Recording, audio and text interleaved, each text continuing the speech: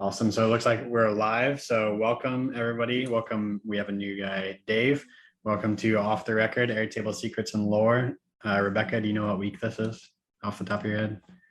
No, you have me all messed up now. I kept track the longest and then you started changing my posts and now I'm lost. We'll say 31. We'll say 31. So we're a group of Airtable users who are exploring new ways to use Airtable to optimize our businesses and lives. We're open to hearing from anyone about your experience, good or bad, using Airtable to make a positive impact in the world. We attempt to promote people coming from any level to share your ideas or ask questions. We also share our experiences, tips, and practices and offer ways to get help and get involved in the community. We meet every Wednesday from 7 to 8 p.m. Eastern, and may go a little bit shorter today. But to kick things off, I know we have, and if you want to join, go to www.videowithben.com at 7 p.m. Eastern, or just join the Airtable Community Facebook group and you'll see how to join through there. So to kick things off, I think there's some news that came out today about Stackard breaking out with 20 million. And I know Chris had some thoughts you wanted to share on. No, because I'm just going to get beat up because there are people who are big Stackard fans. But my whole point, and I've been saying this for over a year now, is these businesses that have built their entire portfolio around just being a front end to Airtable are going to lose. But it's interesting that people now in the group are saying, oh, what they won't, they'll do more. They'll build out their own back end. They just got $20 million.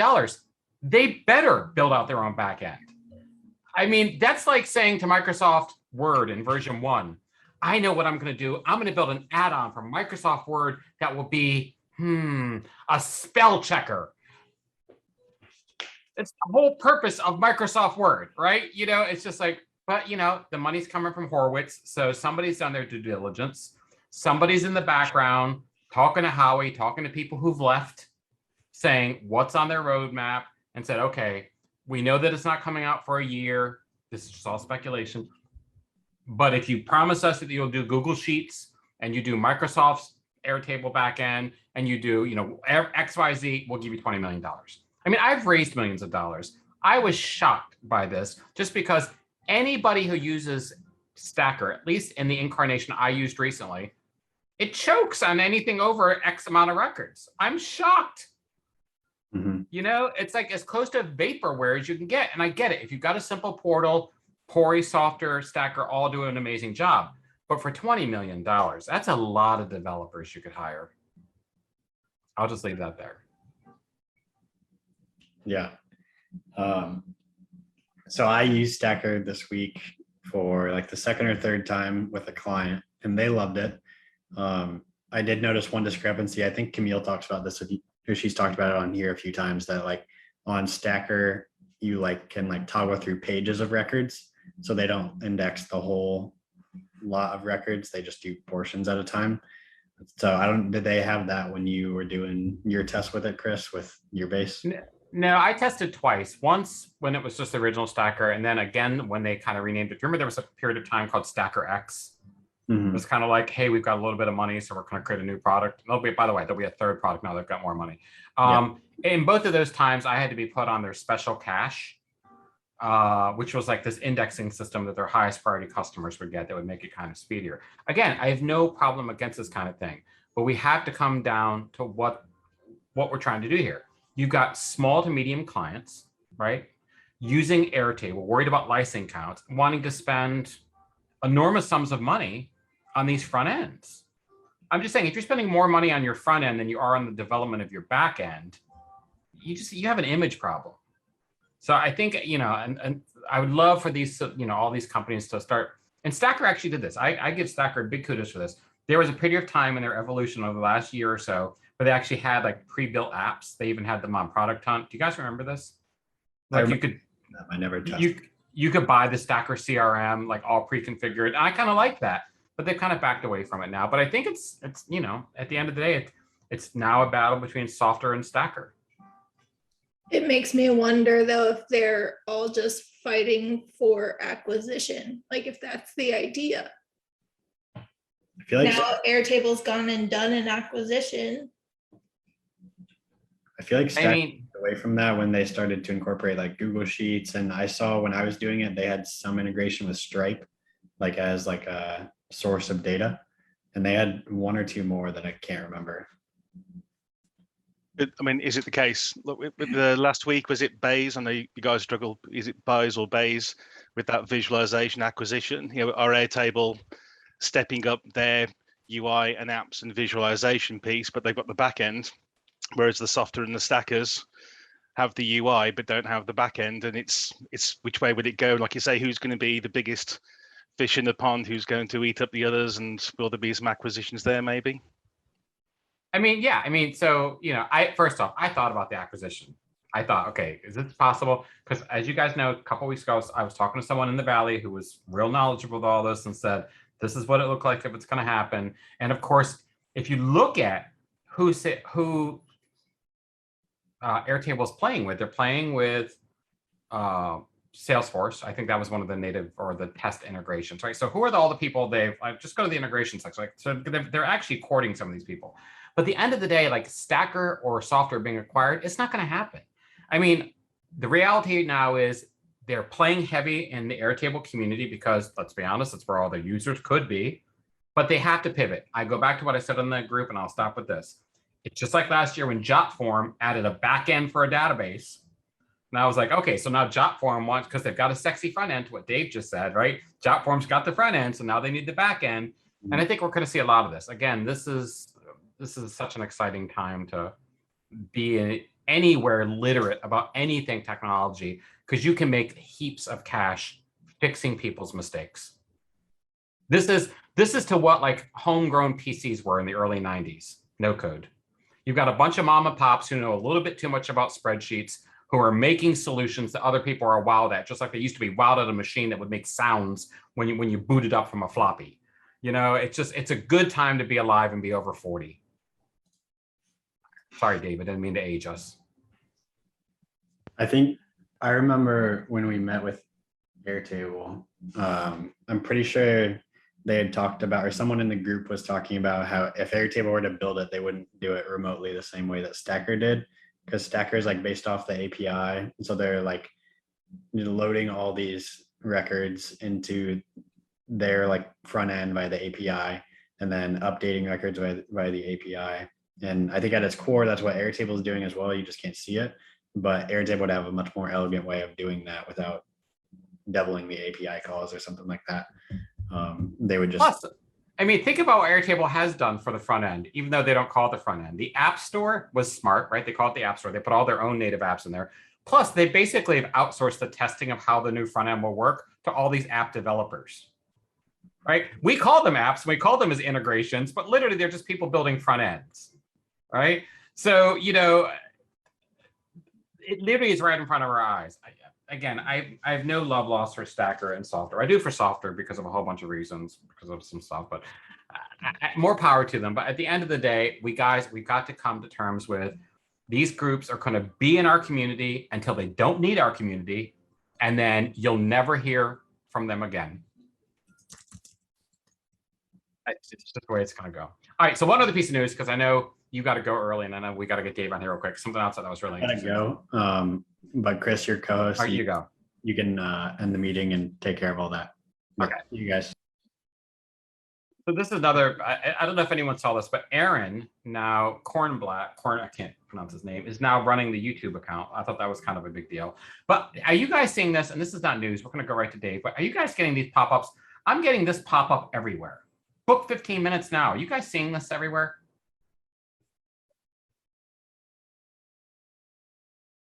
Are you guys getting this in your bases? Nope. I'm getting these pop-ups all the time. Like, check this out. Like, you know, and then when you click on this, like this new exciting news. Okay, so let's see this new exciting. What is this? What is this? This is like what? Why? So I don't know. Enough about that. Let's get Dave on, because I was all excited with what he built. And then I want to talk a little bit about my new integration I've done from my keynotes, which y'all will love. But with that, we'll look at that later. Dave, I'm so sensitive to your time and your time zone. I'd like to welcome Dave Shepard. Dave was in the group recently, and he showed something, and I lost my mind because of something we've been working on called Flare Table. And then I said, would you please come on the show and talk about it? I was in Vegas last week hosting a conference, so I couldn't be here. He showed up today. I don't think it's for me. I think it just worked out time-wise, but I like to pretend it is. Dave, would you introduce yourself? Tell us first who you are and where you live before you go any further. Sure, no problem. Thanks, Chris. So yeah, I'm Dave Shepherd. Live in the UK, near the West Midlands, so a few hours ahead of you. So good morning from Thursday. But yeah, glad to be here. My career, my profession, I'm a data strategy specialist. So I work in data and business intelligence and analytics. Been in that space for about 20 years. So you were very kind, Chris, with talking about me being in my 40s. It's much nearer the other end of that, but 40s is still correct. But yeah, been in this space a long time. And I think, as you've alluded to it earlier, I came across NoCode a couple of years ago, and I was working on big like Azure and AWS type cloud deployments, but they're just a bit too big and cumbersome working on my own things. Heard about NoCode. I've done some like Corona SDK, some little online apps for, on the App Store in the past, and got into NoCode. Somebody introduced me to Airtable. I dabbled with the free version for a couple of years, and I was like, well, with the paid plans, there's so much more that could be done. Took that punt last year, and have now been looking for use cases to try and use it more on a day-to-day basis, and just been playing with different ideas. And then the LinkedIn SSI was one of those where I found the Web Clipper and thought, well, this could be quite useful. And a week of dabbling, and then all of a sudden it appeared. You had it, and now it's in Airtable universe. So we'll get to the LinkedIn thing in a second. I want to dive in a little bit more about you, because it's not every day. We actually have had 2 people on from the UK. It's not every day we get to meet someone who's been around the block. Am I safe to say around the block a few times with the enterprise eye? Okay. And who's willing to stay up till, what is it, 2 a.m., 3 a.m.? No, it's just midnight, quarter past midnight. It's fine. Oh, it's just midnight. Okay, that's not too bad. Yeah. Well, I'm in bed by 8, but that's a whole other story. So today, when you look at NoCode, because you've seen a lot, why do you think, I made the analogy, it's like building PCs in the early 90s for a lot of people. Why do you think it's resonating now? Because you have a unique perspective. I think one of the main reasons, and again, it's something I've experienced personally as well, for anybody, especially like in a startup type environment like I was like 5 years ago, if you want to try and build something in technology, you'd think, well, I need some funding. So do I go VC? I'll need like a tech founder with me as well. And any tech decision you make, like I'd made a whole path down Ruby on Rails and then stopped just because it was getting out of hand. And you've almost got to make a big commitment to buy into a technology, to learn it. It's a big investment. And if you get it wrong and it's not the right use case for what you're trying to build, it's a very expensive and time consuming U-turn to make. But with NoCode now, you can literally in days prototype something, get an MVP built up, test out all your data models, share something very quickly, get people looking at it, and you don't need that tech founder anymore. You can get started very, very easily on your own in a very entrepreneurial way without needing that big tech input from somebody else.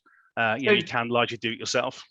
So you really think it's about the speed of which you can bring something to market and the cost and access, and that's kind of your take. That's in your point of view, all you've seen, it's about speed.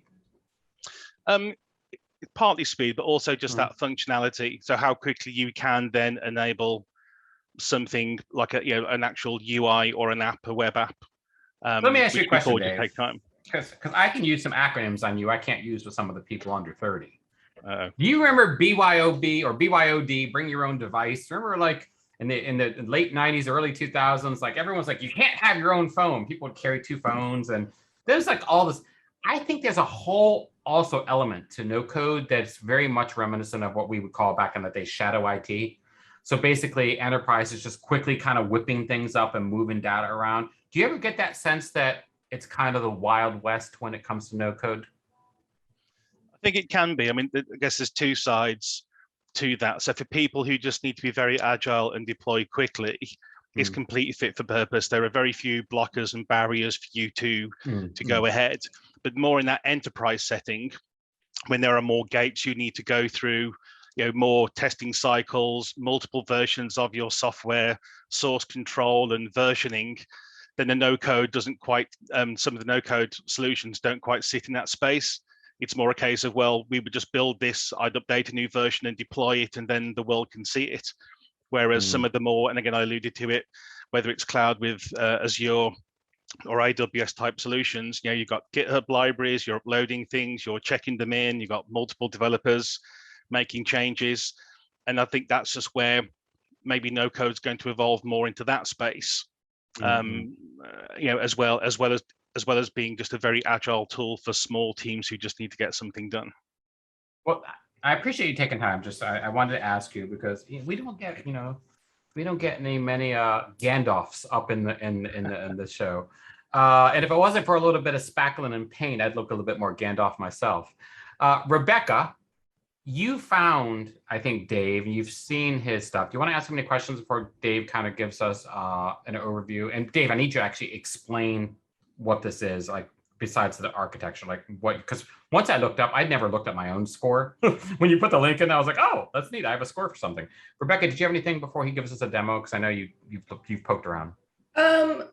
No real questions about the base. It's very straightforward and user friendly. I just don't know what I'm looking at. I just logged into LinkedIn for the first time a week and a half ago. So while I'm familiar with looking at other people's stuff, definitely not familiar with looking at anything about my own LinkedIn profile or any sort of scores or anything like that. So Dave, take us to school. No problem. So I guess LinkedIn is a very popular business social networking platform. So it sounds like not everybody is obviously familiar with it, but it has been growing over the last 10 years as being the place you go to if you want to network and grow your business presence or your own presence as well. And obviously you can just go in there as a as a browser and just look at what's going on in the world. You can follow hashtags, you can follow companies, or you can actually contribute and create content as well. And so especially if you have your own business and you're looking to try and attract people to your business, whether it's B2C or B2B, then LinkedIn is a very good platform for that. And obviously you can get lots of contacts. And so that's a very good way of, as they call it, social selling, as opposed to, like, say, on Instagram or Facebook, if they're not necessarily the most appropriate social media platforms for your business. So LinkedIn's very good for that. But behind the scenes, with all the little algorithms about how LinkedIn works, it stores for you a social selling index, which is LinkedIn's own interpretation of you and how well you are using the platform. And based on that, it may expose or increase the reach of some of your posts, or how likely you are to appear on people's news feeds based on the strength of your score. So if I share my screen, I can just take you through a few little bits of this. Yeah, so now you called it I want to make sure I understand. You called it a social setting index. Is that what SSI stands for? Social selling index, sorry. Selling, sorry, but no, you're good. I literally was taking notes while you were speaking. I've got business social networking tool, and I'd never heard the term social selling, although I probably had at some point. And then SSI. Okay, this is good. No problem. So if I just very quickly go on to, I guess, how this works. So we have, so obviously here's the base up on the universe, which we'll come on to later, but the base itself is really quite straightforward. There's an SSI tracker, so your SSI score. You only see a point in time version of that, which I'll show you in a moment, and then also a profile tracker. So within your LinkedIn profile, you can see how many times people have viewed your profile or been looking at some of your posts. And again, LinkedIn natively will only give you, I think it's like a rolling 90-day view. You don't have your own way of building up your own history. And so through Airtable, it's possible to actually store all of that as well. So what I will just do, so your SSI score. So again, I think, Chris, you found this link. So if you go to linkedin.com/sales/SSI, you'll get your SSI score. So this is a point in time view of what LinkedIn thinks of you. And the score goes from 0 to 100, and it's broken down into 4 components, each of which total can reach a total of 25. So if you use this link and go on here at any one point in time, you will see your current SSI score. And then at best, I think there's one down here in the corner, it will show you how it's changed from the previous week. So if you're trying to build up your presence on LinkedIn and you're putting posts out there and you're going on more often and trying to get more engaging content and draw more prospects into your business, looking at this as a point in time view doesn't really give you an indication as to how well things are progressing over time. And that's just the nature of what the SSI score is. I haven't found any other tool. I was searching for SSI trackers. I haven't seen any other tool like this out there. It sounds like, Chris, you were trying to build something similar, but I haven't seen any other tracker. It's actually completely different, but I'll explain why I think this is sexy and a way I think you can monetize this. But I don't want to interrupt you because I'm actually still taking notes. Yeah, I just figured out when you said each score equals 25, I'm like, oh yeah, he's right.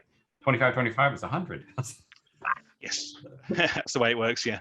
So that's the basics of what the what SSI is. So what I've built to help with this is I've used the Airtable Web Clipper functionality. So it's dependent on the paid plan. It can't be done with the free plan. But what I'll do, I'll just walk you through how the base works. So to Rebecca's point, it seems quite straightforward, but to explain it a little. And then because I've purposely not been in LinkedIn for a couple of days, just so I can see a material change in the scores. And then we'll run the clippers, we'll update all the figures and with today, and then you'll see how the actual output has actually changed. That's smart. So that's okay. So as I say, the base is quite straightforward. An SSI tracker and a profile tracker. And so all this does, it builds up every time we run the process. It builds a record for a day, and it captures all of the scores that you saw on the screen. They're all just stored in separate columns, all within a row, every time that we run the web clipper. And so as that builds up over time, you have a history of all these SSI scores and how they change over time, as opposed to the point in time view offered by LinkedIn. What I've also got within here, and I was a little bit frustrated how difficult, well, it's difficult for me, this was to do. I also have a latest record flag. So I have some automations and some apps behind this.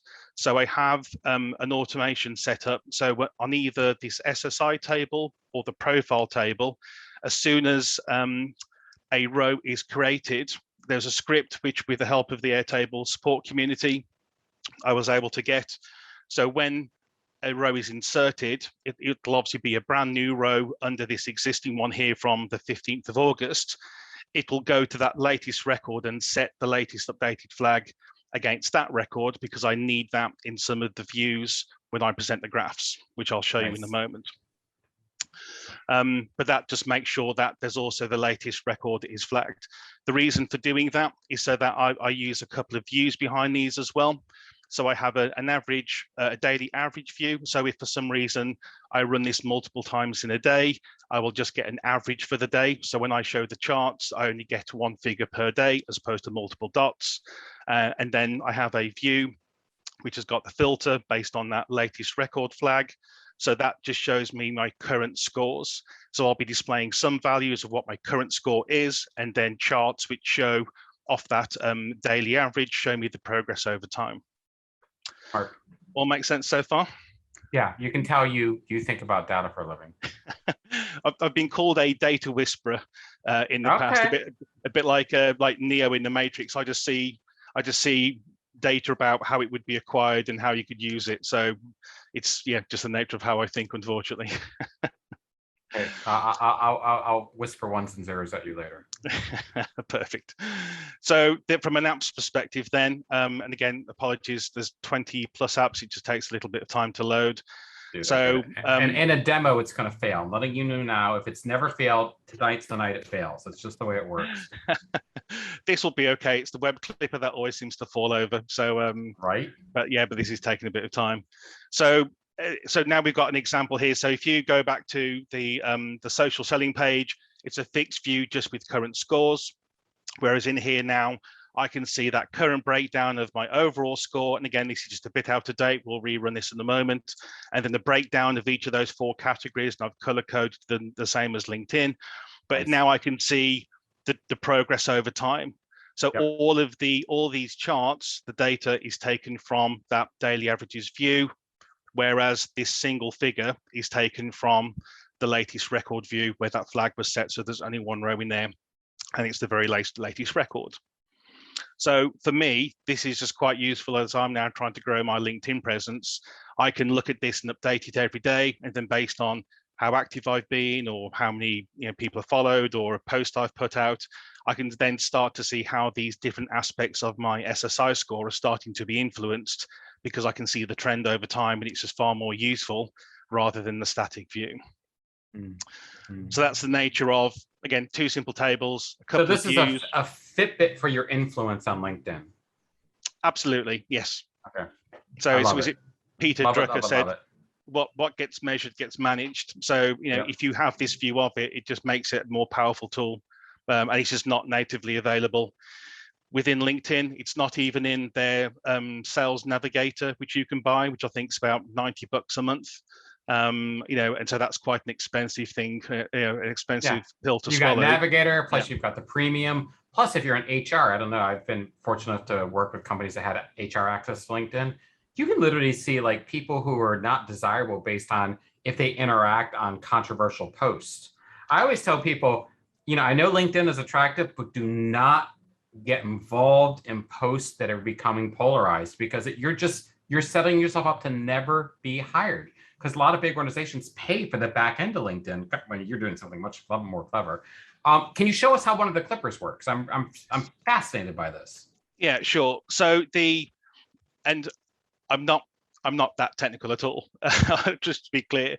But I've worked on other projects with other clients where we've used robotic process automation, so bots to go and scrape content from screens and go and get content automatically. So I was very curious by the web clipper that Airtable offer, and I thought, I wonder if that could be done. So behind the scenes, I didn't actually realize until I did a bit of research on it, but you can go and look behind the scenes of a page. And so for anyone, and I've got to move my this bar out the way. So for any one part of a screen, so my overall score here, I can see that it's actually referred as the SSI -score _ value. And so that's a part of the CSS code that that now exists and is persistent. So if I can just keep going looking at that, then I can get that content back. So I thought, if I can actually figure out through a web clipper how to go and get all of these, then I can capture that data. So in my apps, so I have basically 2 clippers, one for the SSI, one for the profile. And so all I've done is add these text content by CSS selectors. So each of those boxes that I need to populate, I've just mapped behind the scenes what that code is on that web page to actually go and get that content. And some of them are more complicated than others. It was a lot of trial and error. But for each of them now, I've basically worked out what all that content is, so that we can scrape that from the screen. Beautiful. So how that looks in reality. So let's test it out. Let me just set this up. So again, my latest entry here is the 15th of August, so a couple of days ago. So we'll now, and here we go, Chris, live demo. This is where it may all go wrong. So obviously you can get the web extension within Chrome. So I think you have to load it off like the Chrome extension store. Download the Airtable Web Clipper, and I've got it set up as a shortcut. So then when I run that in here now, which is the web clip I just showed you, this will then run, and automatically now it's captured that score, my professional brand. So all these scores here match exactly those scores on there, and then I can add that record, which has now been done. So if I quickly go in here, if I'm quick enough, and here we go, we'll watch the automation run now. So it's added the new entry for the 18th, and it's just ticked it now. So that's now my latest record. So if I now go back into my apps. And your score went up to 73 since the last one. So I've purposely stayed Your out influence is growing just by being on the show. Absolutely. I thought I'll stay off LinkedIn. So if I'm not using it, I'll be inactive and it will start downgrading me, and my score has still gone up. So now you can see it's 73. You can see the timestamp now, the date stamp is now the 18th. And so I'm not quite sure why that jumped up and down, but obviously you can see now how all those numbers have changed, and there's equivalent one for the profile as well. But the SSI is the main one that obviously I wanted to show. And so it's literally that simple. Once per day, you go onto your SSI score, open the SSI tracker, run it, add to Airtable, and then you come back to the dashboard, and then all that content will be in there. It's as simple as that. This is wonderful. This is a perfect example of what I try to do. I'm so happy I got to see this in action, because you're doing what I think needs to be done, which is find a hyper specific problem and solve it. And this is like dream no code for me, right? So many people have these like massive, I audit my way out of never having to answer an email from a customer. What the heck are you thinking, right? But you had a very specific problem. The future of this is just massive. I can't wait to ask you some questions about that. But right now you're giving this away in the Airtable universe, correct? Yes, because again, the main problem there is that I guess it's quite difficult to monetize. And I did look at this, because the problem is it's not as if I can let somebody else have access to my base, because it's dependent on them running the web clipper for their specific LinkedIn. And so I just couldn't find a way that you could have a facility to be scraping through Airtable on somebody else's own LinkedIn page and then share it back to my base. And again, I think I have a way, but we'll get to that in a minute. But you still, I think what I love about this is you're just still giving away, because I do think, like, let's just be honest. If someone was real, I know someone who would buy this from you. Like, this is a lady I'm helping, Rebecca, you know who I'm talking about. She's very influential. We're helping her now. And she's very active on LinkedIn, and she sells basically access to her audience, right? She's connected to a lot of people. She has a podcast. She writes articles on LinkedIn. She writes posts that get a lot of activity, but she has no way to kind of show her influence over time on LinkedIn. And when I saw this, I thought, I need this for my friend, LM. You know what I'm talking about, Rebecca? Yeah. What I was thinking is, I know people that probably would see this and go, I want to get more active on, especially these LinkedIn influencers. There's so many of them. Let me show you how to sell on LinkedIn, where you could literally charge them $9 and have them package this as part of their consulting. So my only advice before we get too deep in this, I would pull it off of Airtable Universe and sell it to LinkedIn trainers to train their people with. So, I mean, there's potentially some good news there, well, for me. So on the, so as I showed at the start, this is up on the universe. Yep. But I don't know if it's just me. If I search for it in the universe, it doesn't appear. So interesting. So at the moment, I don't know if you guys can find it, but I can't find my own base on the universe, even though I've got the link for it on there. So, but you got maybe it's not that visible. Yeah, you got the Airtable, you got the link from Universe, right? So I'm going to go search you now. What's the name of your base? It's the LinkedIn SSI tracker.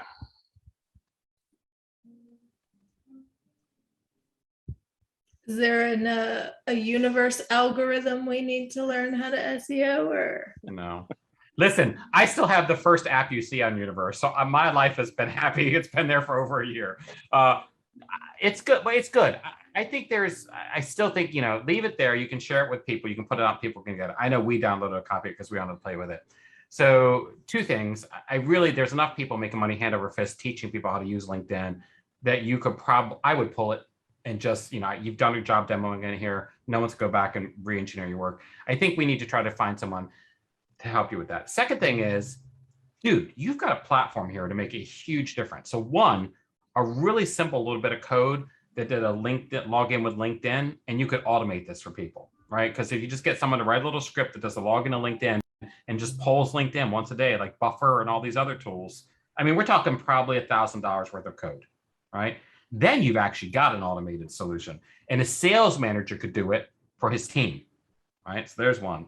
But the other thing I was thinking was the potential for you to actually build a table in here where people created content, shared content from with the same algorithm, and then gave people real-time feedback. You shared this type of post on this day in this format and tagged these people, and your score went up this much. I mean, you basically have like a LinkedIn universe. Have you thought about that? I had, but again, I didn't want to come across as being too greedy, trying to monetize it right from the very beginning, because it was just literally the first thing that I'd built, and I thought it would be a lot of value for people to understand, what they could do. But obviously, I'm, especially with how the industry is going now, I am very keen to try and find some passive income sources. So if it is something that could be monetized, I'd be obviously keen to investigate that. Absolutely. Let's chat after. You can link into me. because I think there's a lot of passive income here. I'll be honest with you, Dave. And the other thing, and I seriously mean this, it wouldn't take a lot of code to automate what you've done. And it wouldn't take that much extra effort to make it. I'll give you an example. I like what you said about you didn't want to like look greedy.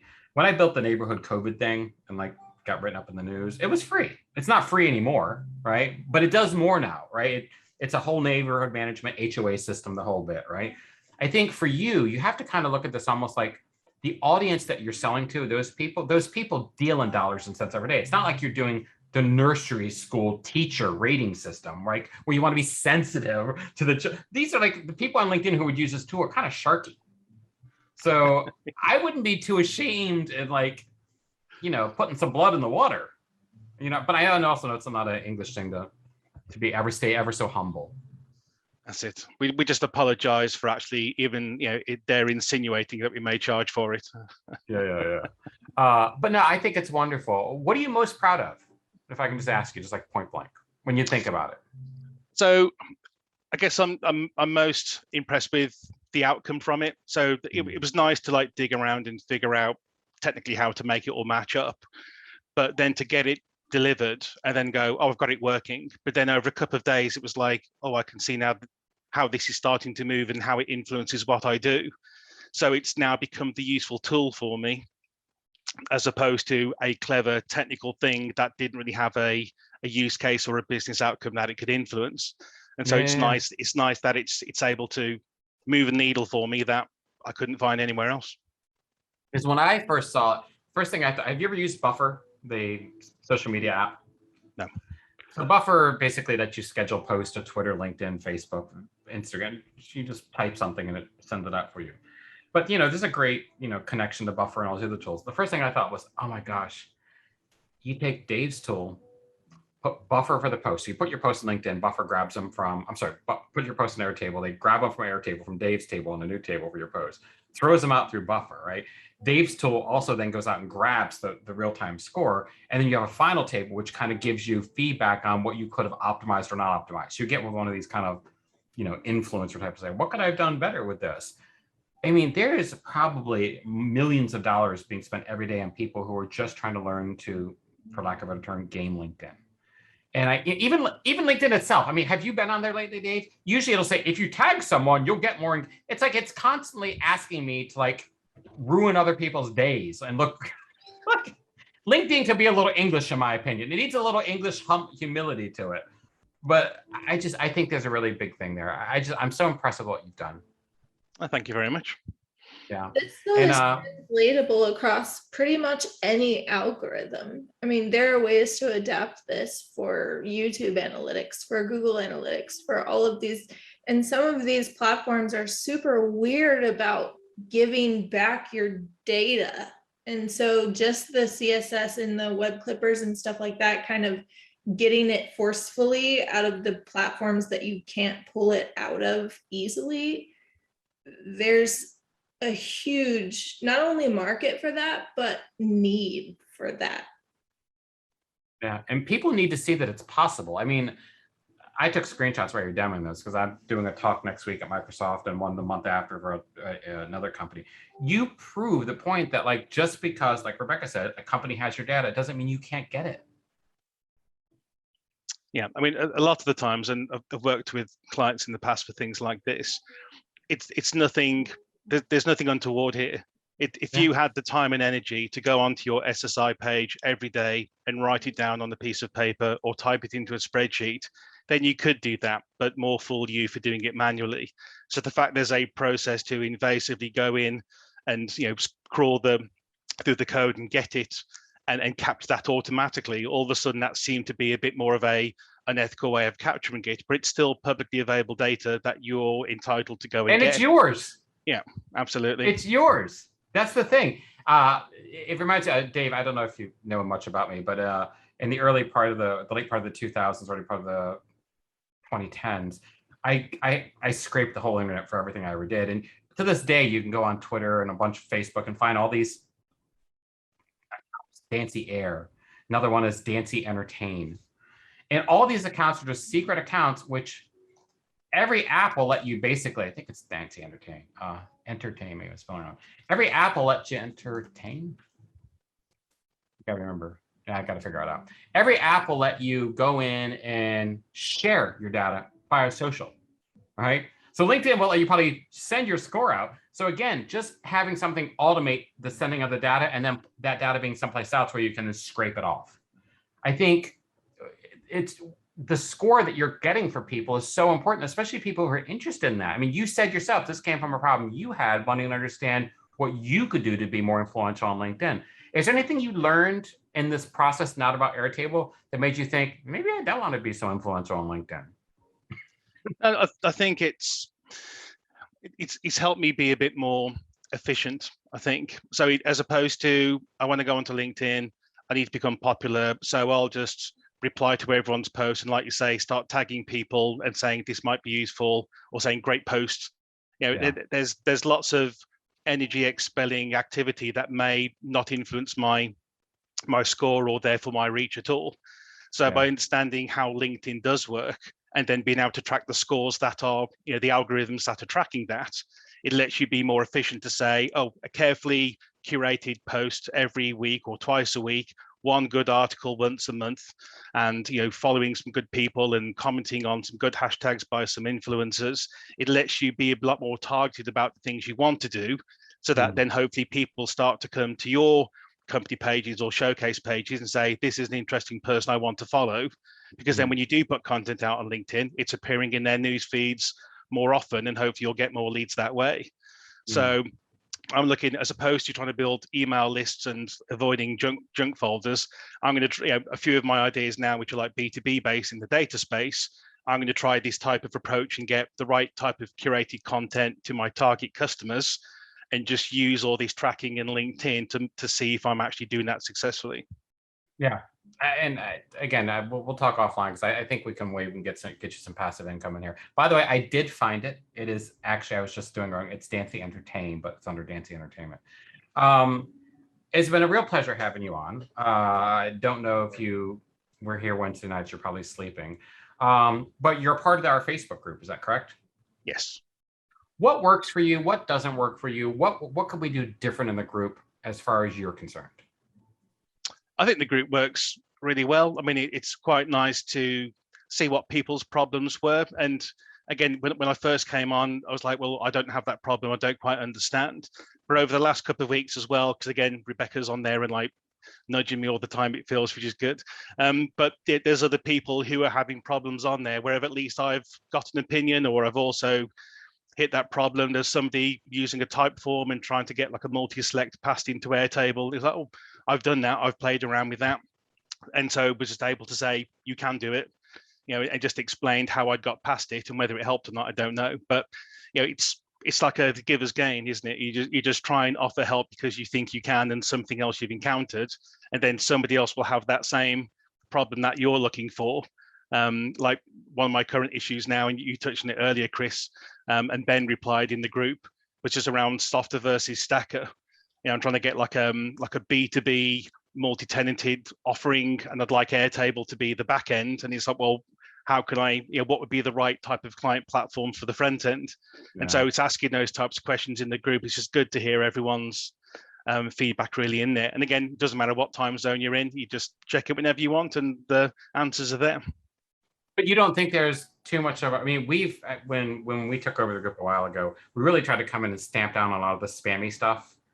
There were people in there like just doing stuff, but there were a lot of problems we had with it was like a consulting feeding frenzy. Someone would ask a question like, hey, I can help you if you pay me. And we're really trying to get a healthier balance of like actual community asking questions, but also making it approachable and allowing some content. And I guess what I hear you saying is, for you right now, it's working. You don't see anything that you would want different or better?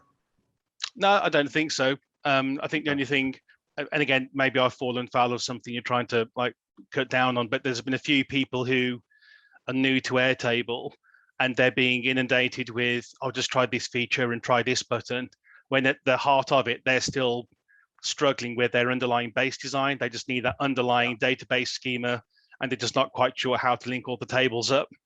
And so, well, there was a lady today that was asking, like, where do I start? And my overall thumb is do it with the least tables possible. You can always add more later. If you can't make 2 tables sing a symphony, get out of Airtable. 10 tables won't. 2 tables can do everything 10 can if you do it the right way. All right. Absolutely. So yeah, I'm a really big kind of, when you do data and data schemas, do you have any tools you like to use? Like to diagram them? We used to call them ERDs. I used to, but I try not to get too constrained by the tool. So quite often, I mean, even now with all the remote work we've been through, just whiteboarding the whole process, I just find it much more liberating. It's like the old Paul McCartney adage about, if you want to try and write a song, just whistle into a tape recorder. Don't be constrained by the instrument you're trying to use. Right. But you can use Visio. There's lots of other tools out there as well. Some of the Irwin and other enterprise architecture Sparks tools. They're all good. They're all very expensive, and they're not that portable to then share with other people. Whereas some now, especially with the base schema that you've got within Airtable, I've been using that, and then just using that to actually help just visualize the designs as I go through. Have you ever seen the kind of schema that I always show I did for myself? Let me show this to you. Tell me what you think. So what I did was I just kind of documented the actual tables I used with the little squares, but I put them over functional areas, if that makes sense, so that I could understand kind of how the whole base was working together. And for me, this kind of really helped me understand my base and what I wanted to do, because I have like a CRM and other purposes in it. The other thing I did was I took the same information and kind of then put it in an order, so I understood how I experienced the base, if that makes sense. And I've often wished like Airtable had something, because I know we don't really have a true front end, but we really don't even have we don't really even have a true, what are you doing end? You know what I mean? Yes. It's just like, it's so hard sometimes to get people to see it. And I just kind of wish, like, I know we don't need an ERD, because like you're right, the one that's in there for the schematic is overwhelming, but man, something simple like this and that would make a big difference in a lot of people's lives. Yeah. I mean, one thing I've built up over the decades, again, showing my age, a concept I've got, and again, got the domains and everything for it, but I call it my data bow tie. So if you think about how difficult it is to straighten the bow tie, so at the one end, you've got lots of different systems that you want to get data from, and at the other end, you've got the business who just want these outcomes and the insight that they need. And so the bow tie is really about saying, well, what's that central schema? What's your understanding of the customers, and what sales they're making by channel, and when attrition and when they're leaving.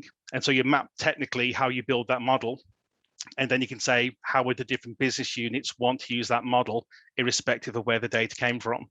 And right. By mapping that out, it hides the distinction between the business needing to worry about technically where the data comes from. Yeah. That bow tie diagram, I've seen it used so many places. It's such I think an amazing thing for people to kind of get their heads around. If you ever just look up bow tie diagram. I think there's a lot of good, if you're interested, someone's watching the show. What advice would you give someone just starting on Airtable before we let you go?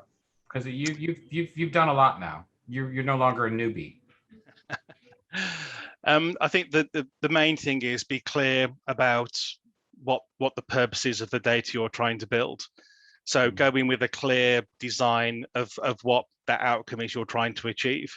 Because if you just go in and start building the tables from left to right and just start adding columns in, before you know it, you're going to get caught out by some of the functionality of Airtable. Whereas if you can just go in saying, I need simple CRM, and it's customers and products and channels and stores, and you can get that clear in your head first, then approaching that in Airtable is a much more simpler thing to do, as opposed to just going into Airtable, creating a table and saying, right, Airtable is going to magically help me get my data organized because it's a very powerful tool. It just doesn't work that way.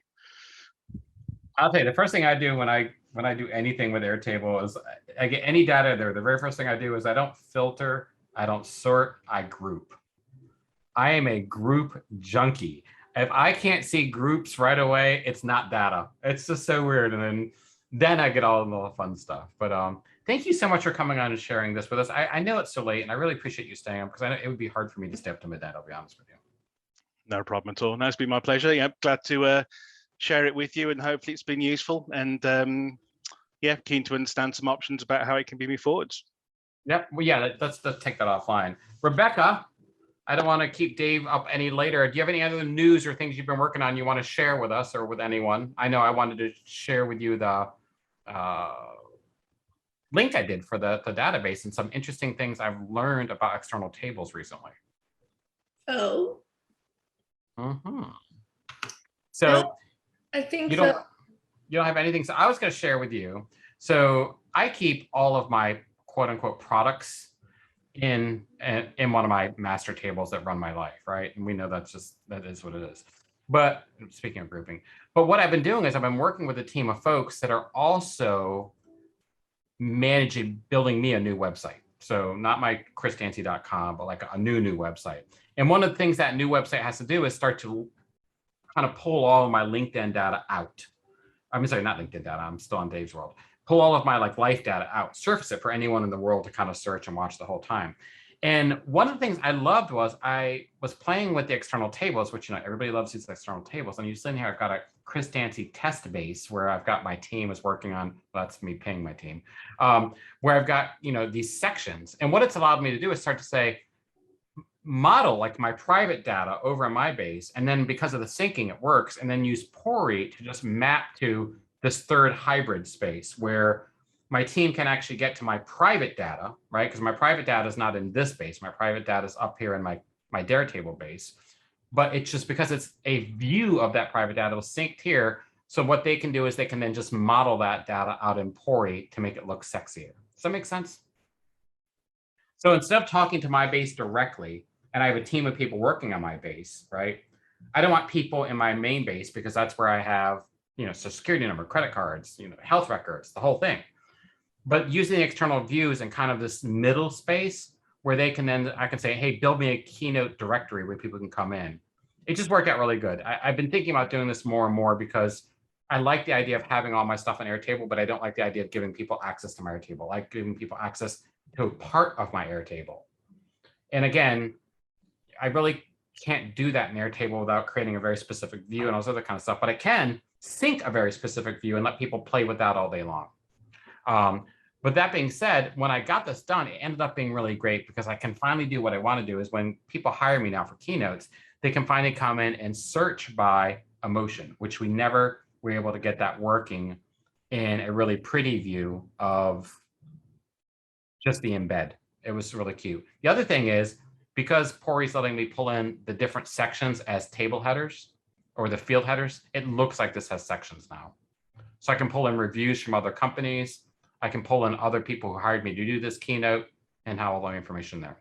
So long story short, I am so wickedly happy with kind of the combination of external tables and this idea of being able to pull a lot of stuff in, even though in Pori, right now, Rebecca, because you worked at Pori enough, it's just one listing where I come in and say, show me, let me go to detailed view, all of these fields in this area here. And it looks like they're different actual fields when they are different fields, but it makes it look like they're different sections, if that makes sense.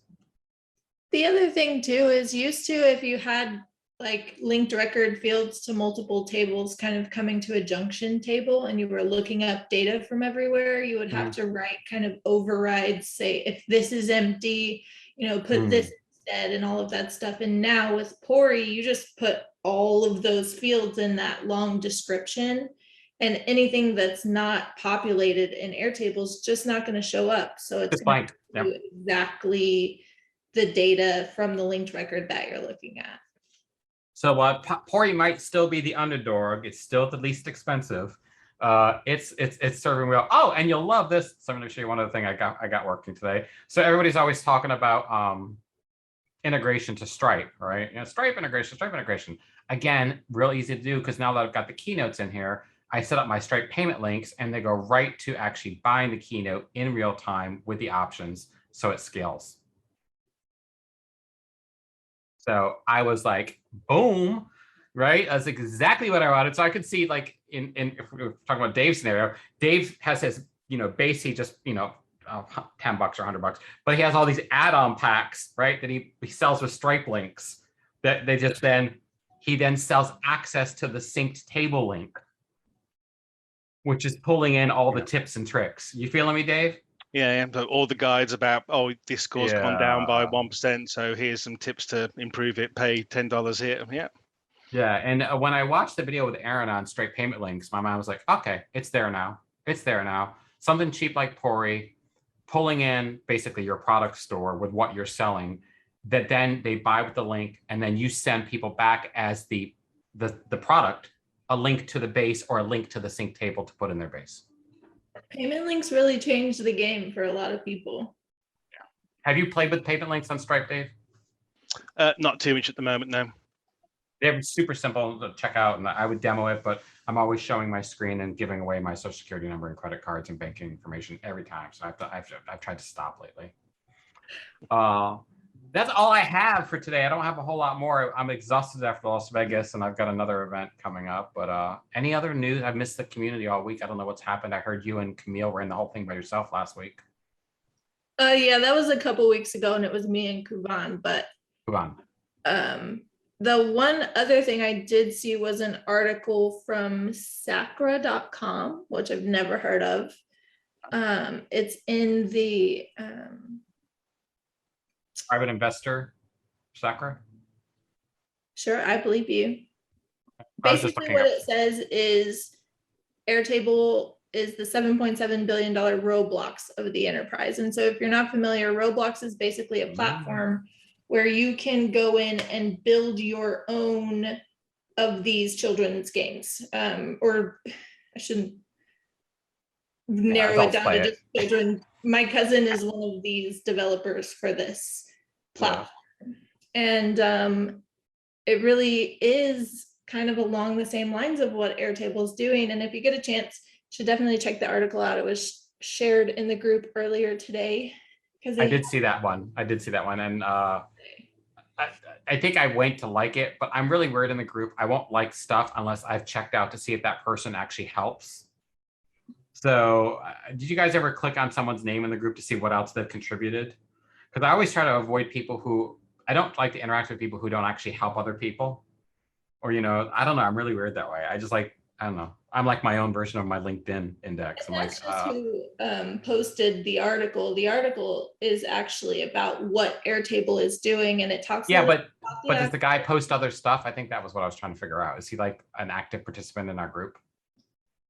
I just stole his link. Sorry. I was aware of that as well, Chris. When I first came in, it said, "Oh, no other post." I thought, "Oh, I've got to fix that." That's why I started commenting on other people's as well. Yeah, well, I did. Again, I don't think it's. I wrote out to Aaron actually a couple of weeks ago because he posts his. He goes live every Wednesday. I said, "Can you please like kind of help people?" And now let's see if we go troll Aaron real quick. Now, when I come in here and look at some of these posts, like let me think. I think there was an Aaron post. There it is. So if you click on Aaron, it'll show you like he liked this post. He liked that one. I can see. A lot of what he does is usually just posting his kind of. Oh, there's one. Where you ask questions, but I really like it when people are like super supportive. Like there's, and Facebook does this, gives everybody stars for these things. I think it's just so cute the way they figure it out. But who's that one guy? I always like his posts. He's always super. This guy, Butts. Does anyone know Guy Butts? Just from going back and forth with him in the group. Guy is amazing. Like Guy should get like money. He's so helpful. He's so supportive. He's always sharing his stuff. I never feel like he's on his side. Like it's obvious I hate some of these companies, but like with him, you just don't know. He's like, he might be a bot. He's too good to be human. I can't tell where he stands. Guy, you have to come on the show to show us you're not a bot. Actually, I think he's been on once or twice. It is 7 p.m. here in Central Time, 8 p.m. in Texas, and 1 a.m. maybe in the UK. I think with that, Rebecca, we're going to wrap up the night. Ben couldn't be here because he had to be with his partner, who today's their anniversary. So we allowed him the night off. Dave, we will connect on LinkedIn or wherever you want. I'm pretty easy to find. Let's make you passively rich. And everyone out there watching, thank you for coming off the record, week, whatever, and have a good week. Don't lose the base.